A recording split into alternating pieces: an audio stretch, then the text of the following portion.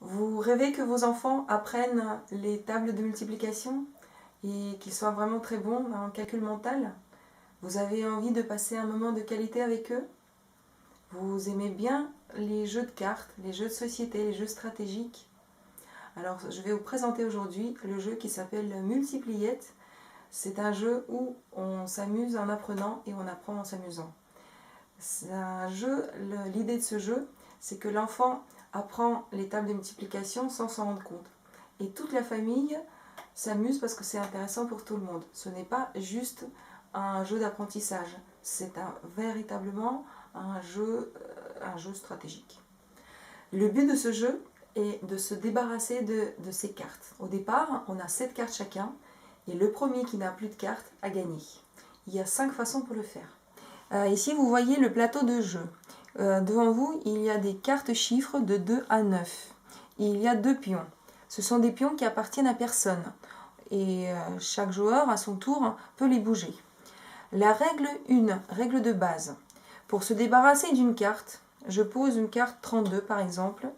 Je peux bouger un pion, mais un seul pion, de telle façon pour que les chiffres qui sont en dessous des pions fassent dans la multiplication fasse le résultat de la carte que je pose. 8 fois 4 égale 32.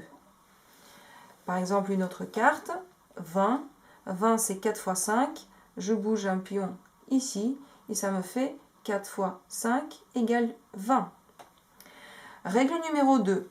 Et qu'est-ce qu'on fait si jamais je dois poser une carte et pour ça j'ai besoin de bouger 2 pions?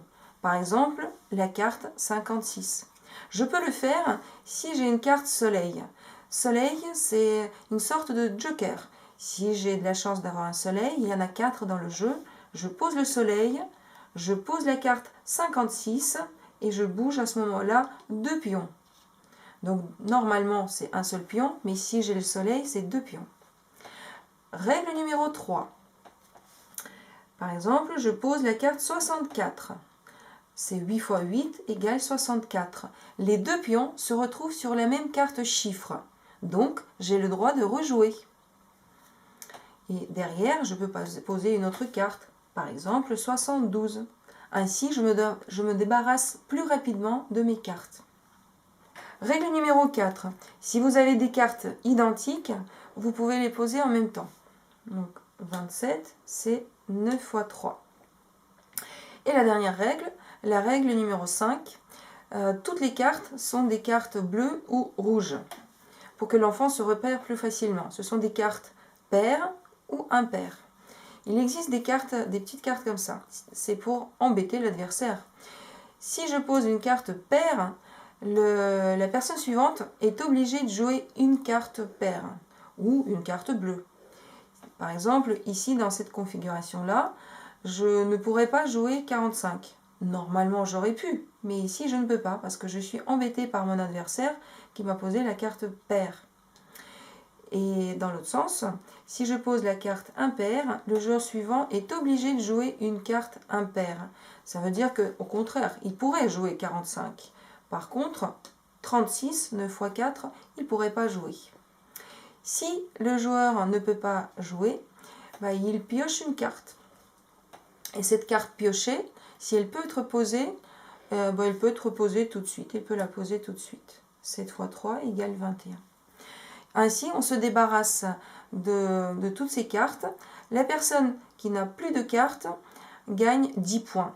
Par contre, les autres personnes qui n'ont pas fini de se débarrasser de leurs cartes additionnent toutes les cartes qui leur restent entre leurs mains.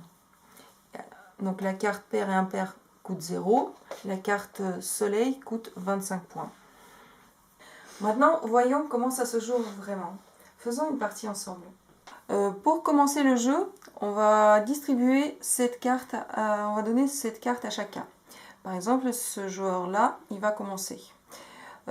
Comment on place les pions au départ? On pioche une carte au hasard. Par exemple, c'était 14. Donc, j'ai placé les pions au départ sur 2 et 7. Parce que 7 fois 2, 14.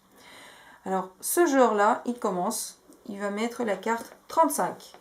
Il déplace alors son pion sur 5. 7 fois 5 égale 35. Ensuite, le joueur de gauche, il continue, 56. 7 x 8, 56. Chouette, se dit le joueur de droite, parce que là, il a 64.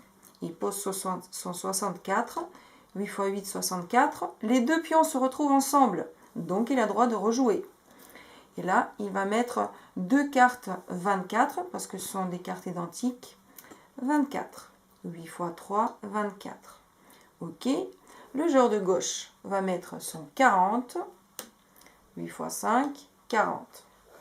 Celui-ci, il va mettre 30. 5 x 6, 30.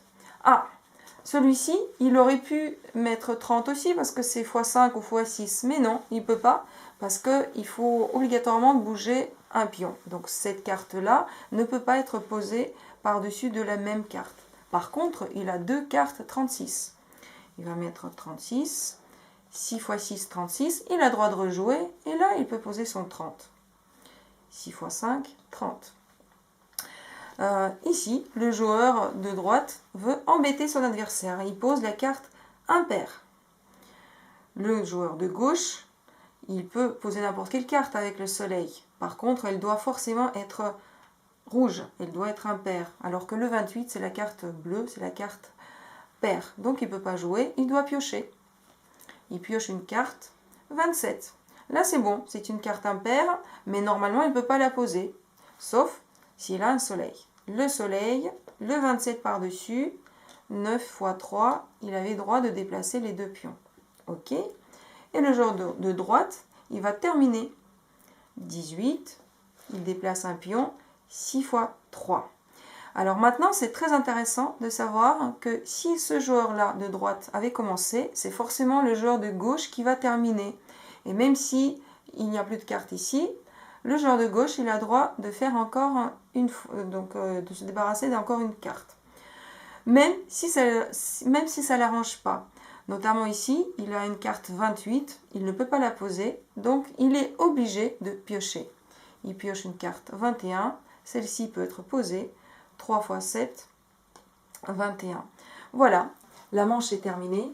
Le joueur de droite a moins 10 points, puisqu'il a gagné, et le joueur de gauche a plus 28 points. Dans ce jeu, plus de points on a, moins bien c'est. Mais le joueur de gauche a perdu, mais on peut se rattraper. Ça se joue en plusieurs manches. Et avant d'arriver à 200 points, le score où le joueur perd définitivement, on peut encore se rattraper et gagner des points. Voilà, je vous souhaite une bonne multipliette, bon jeu, bon amusement et à bientôt.